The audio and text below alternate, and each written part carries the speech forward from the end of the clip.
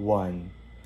Mr. Speaker, ladies and gentlemen, we believe that variety is the spice of life, and right now, we have an overriding norm and narrative of being safe and working hard, which is all fine and well, but we think we need to be able to allow people a chance to be able to experience new things, especially if they themselves can get in their own way of being able to want to experience new things. Hence, we need this kind of adventurous lifestyle and even furthermore the glorification of such in order to lower down the barriers that people can have, like their own apprehensions, in order to allow people the capacity to experience new things that they otherwise might enjoy. Which is why we need to be able to do things which include but are not limited to, number one, promote these kinds of cultures which kind of look like solo traveling, meeting new friends, discovering new hobbies, and generally exploring yourself, society, and in the world in order to make people happier and really introduce themselves to these particular things.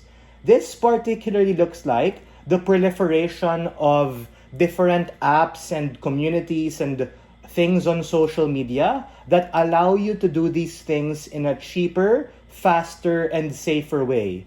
Take a look at applications like Booking.com, Trip.com, Agoda, Klook that allow you to experience new things in your own country or even when you travel to new places.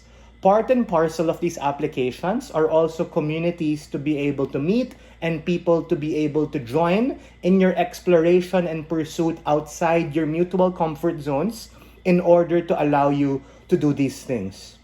Make no mistake, we think that the biggest risk is really not taking any risk at all. And to preempt side opposition, they might be like, yo, this is dumb, it's stupid, you're promoting this like YOLO swag lifestyle that's gonna like bankrupt people. Bros, right? We're not saying like we're gonna push people to like jump off a bridge or push people to be in unsafe situations when they meet people. Because if you ask yourself, uniquely the glorification of a lot of these adventurous experiences uniquely in and of itself makes it safer when you create a capitalist incentive structure and narrative for people to voice out their own experiences. So for instance, if you get scammed or you have like a shitty, weird, unsafe experience doing this thing in the beach or the mountain, because of the glorification, you have in these applications a way to be able to report, or in social media, a way to be able to receive feedback, so that on average, a lot of these experiences just become safer and more proliferated. Before I move on to other things, closing opposition, sure, why not?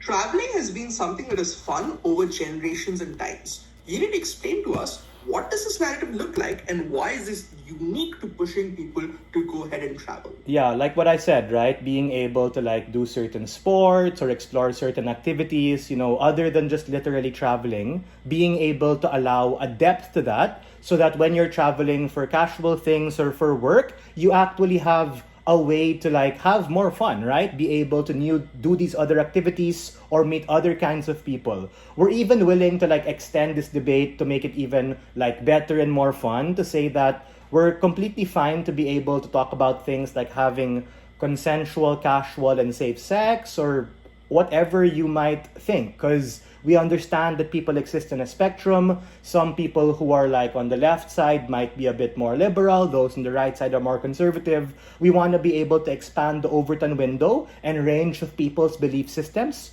which uniquely can happen when you're able to explore these ideas. Like what I mentioned in my pre-oration, the biggest risk is not taking any risk at all. And as the whole, J.K. Rowling quote is that we don't want people living their life so cautiously to the point that they don't really live at all. And uniquely from opening government, you're going to get three things. Number one, why it should be this adventure lifestyle. Number two, why it has to be glorified. And number three, how exactly this helps the person, society to be able to be more actualized. The first thing I have to say is that right now we need to be able to understand what is the predominant narrative. And the predominant narrative in many instances is this whole hustle culture, rat race, conservatism of working hard, you save, you pay bills, rinse and repeat. But what we think is that we uniquely need the sense of adrenaline and adventure to be able to break that monotony, to allow people the ability to be able to exercise agency, wherein true agency and choice comes from having a plurality of options. That's the first impact. Meaning, on our side, because of this glorification narrative, we push people to be able to have more experiences, which sure, we're willing to bite the bullet and say, not all of this will be fun. You might scratch your knee a bit. You might get disappointed when you meet some weird, awkward person you don't like. But here's the kicker. We have to understand that in order to know what we do like and what we do want to deal with, we also need to be exposed with the counterfactual of other things that we don't like. And that in and of itself bolsters the ability of people to be more actualized, wherein they're able to be better versions of themselves because they put themselves in a position to be able to learn, to be able to make mistakes, but ultimately be able to have fun and, as they say, charge things to experience, which allow people a variety of options. Meaning, we think that the glorification of these particular things serve as a check and balance in and of itself to make a lot of these experiences safe, accessible, and something that we can promote on average for people to be able to do, wherein they're able to join new clubs, join new hobbies like debate, and also even put themselves in whatever they would deem outside their comfort zone, because people exist on a spectrum like what I mentioned, and ultimately allow them an ability to do these things in a safer and better way. And at the same time, those people who already do it won't get judged for being an adrenaline junkie, and those people who choose to not do it and stay are completely fine and able to do so. At least we provide them an option to experience more things.